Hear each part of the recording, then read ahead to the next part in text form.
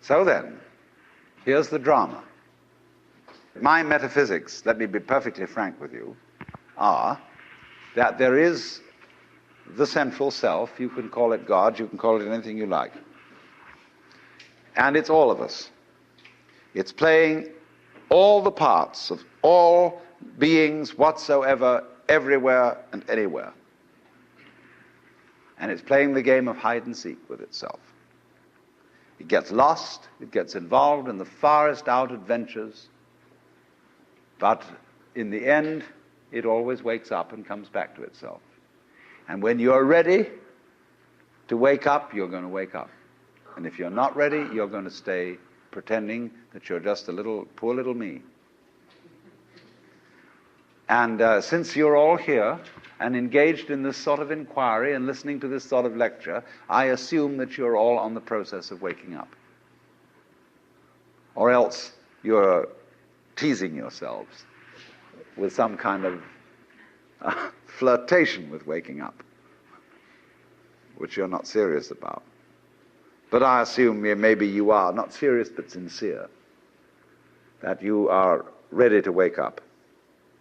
So then, when you're in the way of waking up and finding out who you really are, you meet a character called a guru.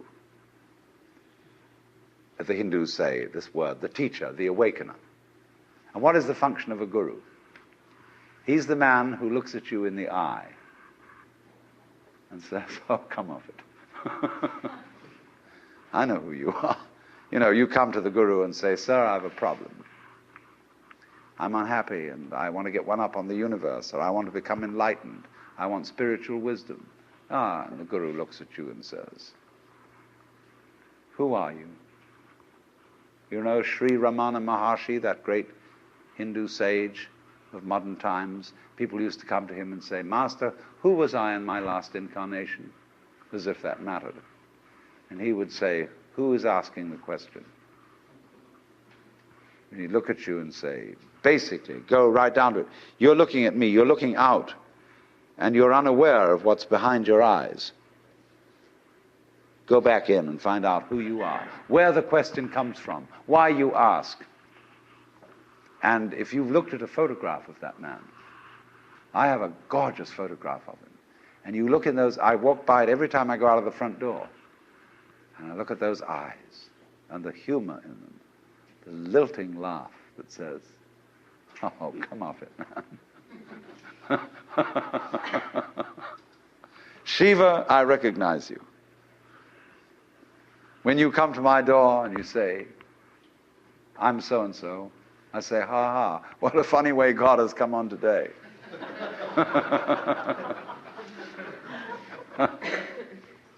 There are all sorts of tricks, of course, that gurus play.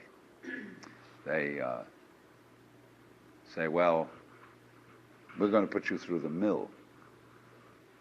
And the reason they do that is simply that you won't wake up until you feel you've paid a price for it.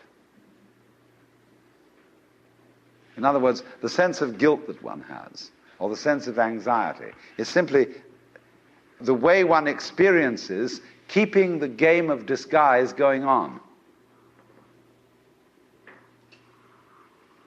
Do you see that? Supposing you say, I feel guilty. Christianity makes you feel guilty for existing. That somehow, the very fact that you exist is an affront. You are a fallen human being. I remember as a child when we went to the services of the church on Good Friday, they gave us each a colored postcard with Jesus crucified on it. And it said underneath, this have I done for thee. What doest thou for me? You know, you felt awful. You nailed that man to the cross. Because you eat steak, you have crucified Christ. Because you killed the bull. And after all, you depend on it. Mithra, it's the same mystery. And what are you going to do about that? This have I done for thee, what doest thou for me? You feel awful that you just exist at all. But that sense of guilt is the veil across the sanctuary. Don't you dare come in. In order to, in all mysteries, when you're going to be initiated, there's somebody saying, don't you come in. You've got to fulfill this requirement, this requirement, this requirement, this requirement, then we'll let you in. And so you go through the mill. Why? Because you're saying to yourself, I won't wake up until I feel I deserve it. I won't wake up until I've made it difficult for me to wake up. So I invent for myself an elaborate system of delaying my waking up. I put myself through this test and that test, and when I feel it's been sufficiently arduous, then I may at last admit to myself who I really am, and draw aside the veil, and realize that after all, when all is said and done, I am that I am, which is the name of God.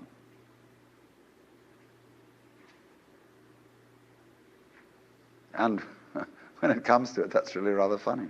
They say in Zen, when you attain Satori, nothing is left to you at that moment but to have a good laugh. But naturally, all masters, Zen masters, yoga masters, every kind of master, puts up a barrier and says to you,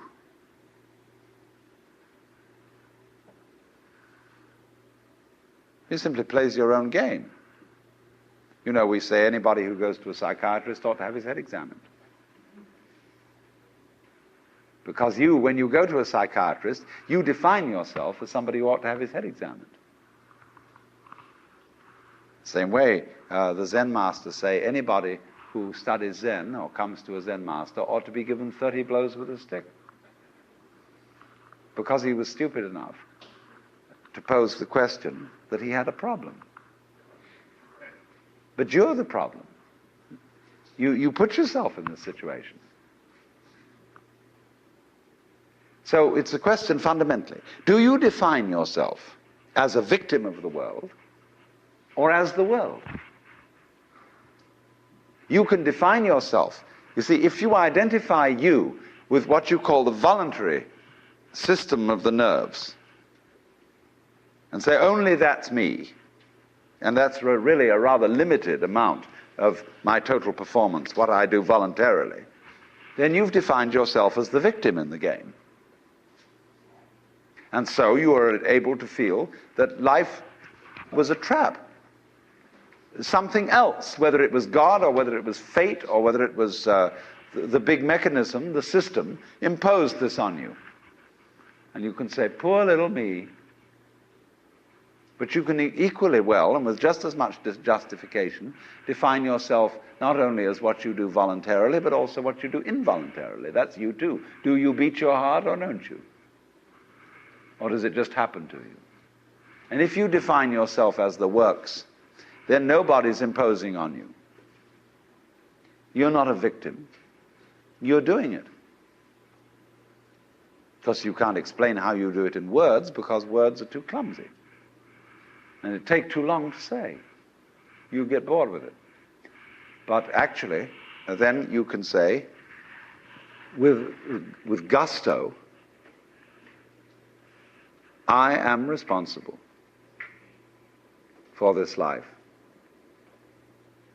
Whether comedy or tragedy, I did it. And it seems to me that that is a basis for behavior and going on, which is more fundamentally joyous and profitable and great than defining ourselves as miserable victims or sinners or what have you.